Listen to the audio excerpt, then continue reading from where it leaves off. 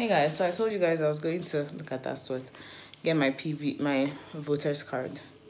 Today, well, I went and my experience there actually increased my faith. In some way, to increase my faith in Nigerians. Because Nigerians, we might be selfish amongst other things, but Nigerians are relatively sympathetic when it comes to certain things. For example, pregnancy. So basically I went there and there were people. There were at least 30, 40 people standing there in front of me. And to be completely honest, the way that I am, I don't know why I'm like that. I think, to be fair, I think that's just the decent person way to be. Is, oh my gosh, look how skinny I look here. And then all of a sudden, you just reach the bump over here. But anyway, the way I am is that, I don't like to take advantage of privilege. I don't like the idea of being able to utilize something when, I don't like the idea of having a trump card. I mean, it's nice to have it, but I don't like the idea of having to use a trump card. So, to be honest, I was more than satisfied just standing there. I thought, okay, maybe I might have to find somewhere to sit down eventually. But there was no part of me that thought, oh, let me go and ask for any special treatment or anything like that. So my driver, Mr. Joshua, comes to the back to come and meet us. And he's like, oh, he's coming. He now goes around to the other side. And he's there for a while. And then he now comes to meet me. He now calls me. He's like, go to the front.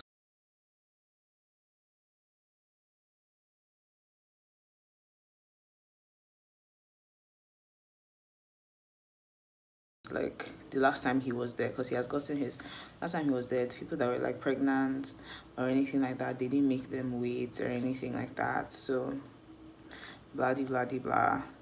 So me, I'm just thinking, I've been in situations like this before where I could have used something to my advantage, but I'm a sufferhead by nature. I just prefer to suffer.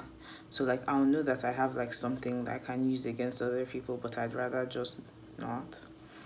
But he was like, go, him and Rosemary, they were like, oh, I should go, blah blah blah. That's how I went to the front, to the other side, and then I now called their attention and stuff like that. And then the guy now basically said, the guy that ended up taking the card from me was like, oh, it's because he can see my condition, that's why. He literally said, now because of your person. I'm like, I think you mean my 2 persons, but okay. So literally, guys, I was there for I didn't even stand there for up to 2 minutes. They literally went in with my card, got the card and brought it out, and I was added there. Didn't have to pay anything, didn't have to do anything, just entered, waited for a second or two and left. And I was just like, wow, I've been doing this pregnancy thing all wrong, you know? I haven't utilized the full extent of said pregnancy. And I don't know how much, to be fair, everybody has a due date, but at the end of the day, it's just really a waiting game. You don't know how much longer you're going to have your bump. You might really think that you're going to be up to 40 weeks. And God is like, nah, there's no need for that. I've perfected everything. You can come out earlier. So, yeah, I just don't know how much longer I'm going to have this. So I'm going to try my best to utilize it. I want to say something, and I don't know if I should have a trigger warning in front of this thing, but for me, because of the circumstances that have surrounded this whole me being pregnant, etc, I never want to, sorry, I don't usually like to cut my mom's thoughts. My mom thoughts, but somebody called me, so I had to cut it. But yeah, I've more or less, not to myself, but to other people, I've been very, very cautious not to make my condition, because that's what Nigerians say, my condition a burden to anybody. So, I try to do things faster, or, when I go to church, even times when I'm, really tired, I still try to, stand, and try to normalize myself as much as possible. But this experience has literally made me feel like, do you know what? You're pregnant, you're growing a child, you're tired, you're exhausted. I think that you should just, you know, do the damn thing. And sometimes, like maybe not all the time, because I've always felt like I'm a creature of habits. I don't know if I am or I am not, but I've always felt like if I keep on doing something all the time, like I'll get used to it. But then again, I'm only going to be pregnant for so long. So maybe I should take advantage of it all. I don't know.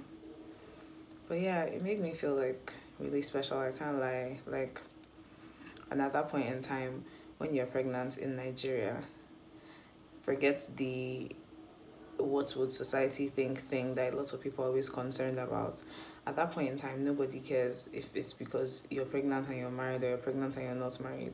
All that they can really see is that you are pregnant, and that felt really nice.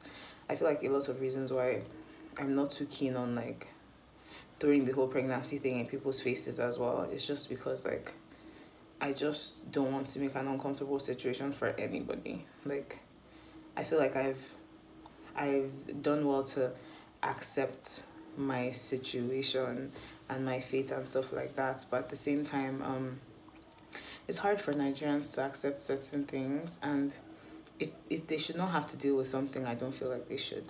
A very good example is when I and Churu's dad first went to register at our hospital where we're doing the prenatal, and they were asking me questions, and they were like, oh, single or married, and not even, they didn't even ask me if I was single or married. They were just like, oh, so what's your husband's name, what's his blood type?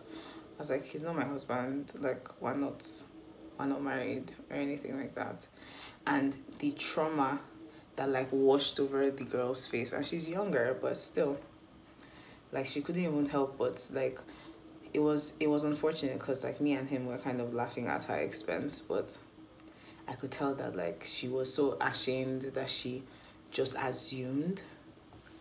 And like my thing has been mostly for my family, but my thing has been primarily to not make anybody else feel like they have to be uncomfortable because of me or because of True and I type thing. So yeah, but now I'm trying my best to change my mindset about it, and just like I've already been enjoying it, but I've been enjoying it to the extent of like I don't want to make anybody else uncomfortable. Like let me just like make this easier for them, but like maybe I should be doing things or acting more selfish during this period in time, and then everybody just has to deal with whatever they have to deal with, you know. So yeah, thank you, Churro, for not making me wait in line. It was nice. I felt extra special. And yeah, it was a really random mom thoughts video. I feel like this one is not as, you know, and it's during the day, so it's not as like I feel dramatic as the other ones are. But then this is something that I was literally thinking about all through on my way back home from the place. I was just like, wow, I think I've been doing this thing all wrong, mate. I've been doing it all wrong. We've been doing it all wrong, man. Like, we've been doing it all wrong, mate. So, yeah. Now, my bladder is being stepped on.